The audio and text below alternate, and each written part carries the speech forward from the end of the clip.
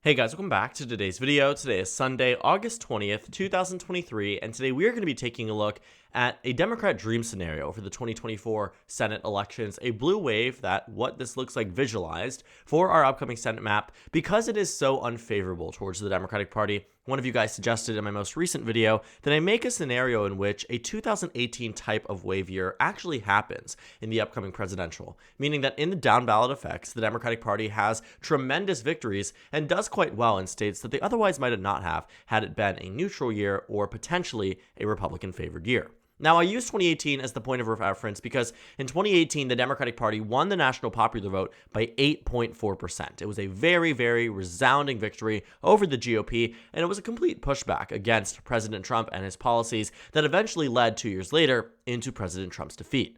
Now, the 2018 midterm elections weren't exactly the best when it came down to the Senate elections, but they did go a lot better. Coincidentally, we are working with the same exact Senate map here, but the interesting thing about it was that given the national composition of the U.S. Senate, had every single state that voted for Donald Trump in 2016 gone to the GOP in 2018, Republicans would have had 60 seats to the Democratic Party's 40. So the fact that Democrats did in fact lose 2 seats isn't super impressive. It is countered by the fact that they did win in states that they otherwise should have lost, given how heavily partisan they were just 2 years prior. For instance, states like West Virginia that voted for Donald Trump in 2016 by 40 percentage points re-elected their Democratic senator. The states like Montana that voted for Donald Trump by 21 percentage points 2 years prior re-elected their Democratic senator. And you can see this in many other states too. Wisconsin, which voted for Trump, re-elected Tammy Baldwin by 11 points. Michigan, that voted for Donald Trump, re-elected Debbie Stabenow by 7 points. Pennsylvania, that elected Donald Trump, voted for Bob Casey by 13 points. Ohio, the same way. You see this in these states. Arizona, that also went to Trump, flipped for the first time in decades. Kyrsten Sinema defeated Martha McSally in what would start to be a very interesting trend, beneficial trend for Democrats in the state of Arizona. Altogether, though, Democrats did lose 2 seats, but they won in a lot of states that they otherwise might not have. And the margins also matter too, because although Republicans did win in North Dakota, Missouri, Indiana, Tennessee and Mississippi were surprisingly closer than they should have been. Tennessee, Marsha Blackburn won by 11. Mississippi, you saw, let's go to the special. We're looking at the general election. The special election went to Cindy Hyde-Smith by just 6 points. And then in Texas, Ted Cruz defeated Beto O'Rourke by just 3 points. So we're working with a map here that is quite beneficial for the Democratic Party, but really should not have been, which is exactly the situation we are in right now. So to give you the surface level prediction where we are today, I currently have Republicans at winning back Senate control in 2024 in my normal prediction, with them at 51 to the Democratic Party's 49. The reason being, Republicans are only defending just 11 seats out of the 34 total here that have yet to be characterized. 34 seats, and Democrats are defending 23 of them. Just think about how many competitive seats they are defending too. Democrats are defending competitive seats in Montana, Wisconsin, Michigan, Pennsylvania, right?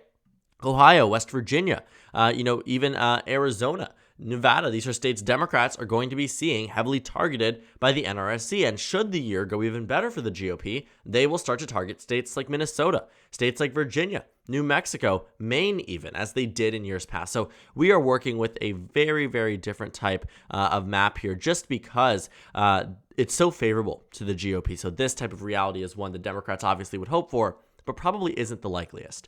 So since we're starting off with Democrats in what would be this blue wave year, we're going to characterize all of the states that we know straight off the bat in this circumstance and generally speaking would be safe. All of the states that I'm characterizing as safe for the Democratic Party at this point in time, I also characterized as safe in my most recent election prediction. And that brings the Democrats to 43 seats. Now, I actually would keep these states around the same. I think that even in the best case scenario for the Democratic Party, again, a 2018 type of environment, none of the states on the map right now would actually be safe for the Democratic Party beyond the ones already characterized. But you can see that brings them up pretty considerably from 34 toss-up on the map down to just 19, all of which shifting in favor of the Democratic Party. But it's countered by the fact that Republicans also have very strong states they are holding on to, meaning any type of Democratic advancement won't be super strong. I guess since we're working within a Democratic scenario, let's characterize the likely blue states. I think that's a lot fairer for our map. That way we can just see the extent of Democratic victory, but also recognize that it is limited in many, many ways by Republican advantages in some of these states.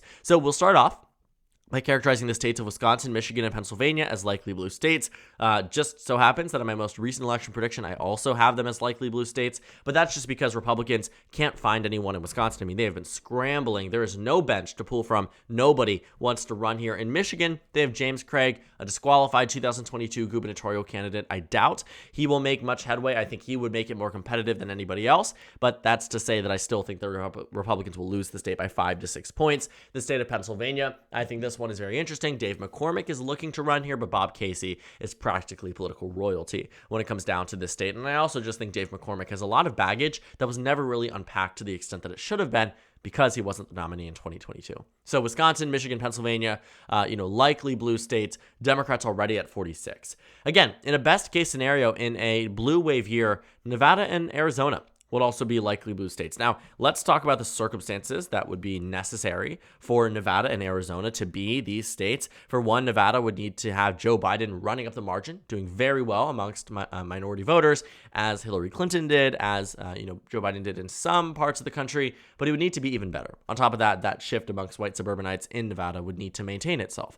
The Latino shift that went towards the Republican Party was very much countered by the shift amongst white voters in the state. And so seeing that happen, you would need a combination of both. Not one, not the other, a combination of both, right? So Nevada would be a likely blue state in that circumstance. I mean, it was almost likely in 2018. Jackie Rosen defeated the incumbent Republican Senator Dean Heller there by 5 points. So had she been the incumbent, I do believe, based off incumbency factors in all of our congressional elections, that she would have won by 6 to 7 points. That could happen again. Arizona, I think this take would have to come into the fact that Kyrsten Sinema would not be running in this circumstance. She withdraws herself from the race or is going to arguably get maybe 6 to 7% of the vote, and then the vote splitting actually comes from the GOP, as recent polling data has suggested. It also would require Kari Lake to be the GOP nominee. Now, there is a strong possibility that both of these things happen. Kari Lake, who is expected to announce her Senate bid in October, she's starting to pick back up the pace at speaking at political events, making engagements with the mainstream GOP. She wants to run for Senate. She's been very open about that for the past couple of months, and it looks like she's about to announce.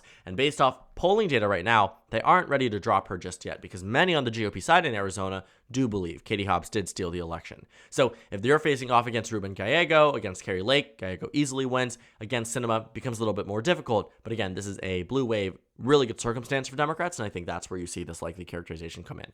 So now we can shift over to the states that Republicans are going to win by a safe margin. States like Utah, Wyoming, Nebraska, which has a special election coming up as well. I believe this is for Senator Pete Ricketts, who's leaving to become, or maybe has already left, or no, he's leaving to become president of the University of Florida. Maybe it's Lincoln. I don't know.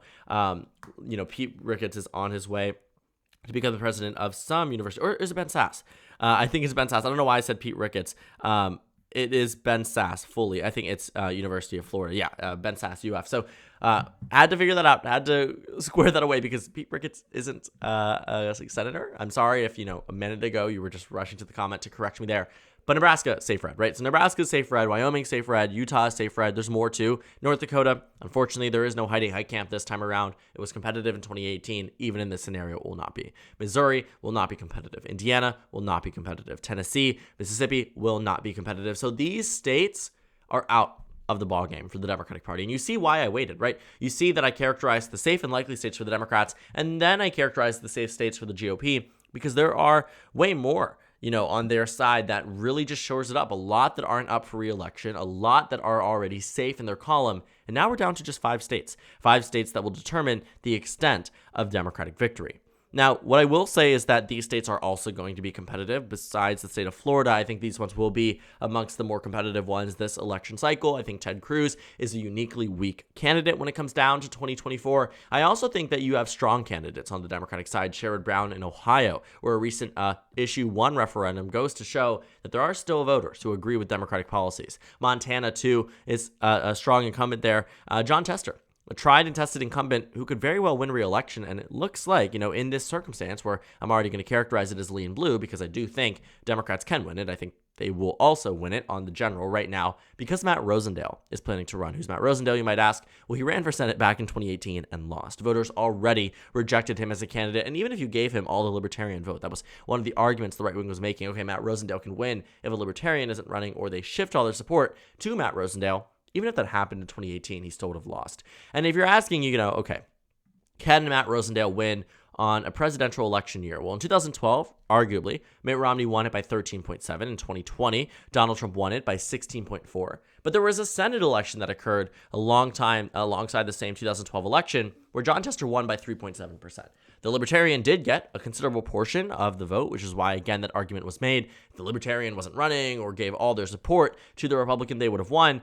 That argument has been made so many different times, but in actuality, it just isn't true. It hasn't been proven by anything. Yes, libertarians might lean to the right, but there's no saying they would actually vote if they didn't have their own candidate. That's why when you see some circumstances, I think maybe when it does have such a narrow margin, sure, but in this way, Jon Tester would have already won. And there's no guarantee or no proof behind that claim that it would have been a Republican victory had the Libertarian not been running. So looking at where we are on this Senate map, Republicans are at 47 again. Democrats are at 49. They're one away from the necessary number because in a blue wave scenario, of course, Joe Biden is winning re-election. Spoiler alert, though, they don't need the 50 seats because they will get more than 50 seats in this scenario. But Montana, being a lean blue state, is contingent on Matt Rosendale's victory. So Montana's there, Nevada's there. Now we have Ohio, West Virginia, Florida, and Texas. Now, to begin, I will say that I believe that Democrats could win the state of Ohio given the right environment.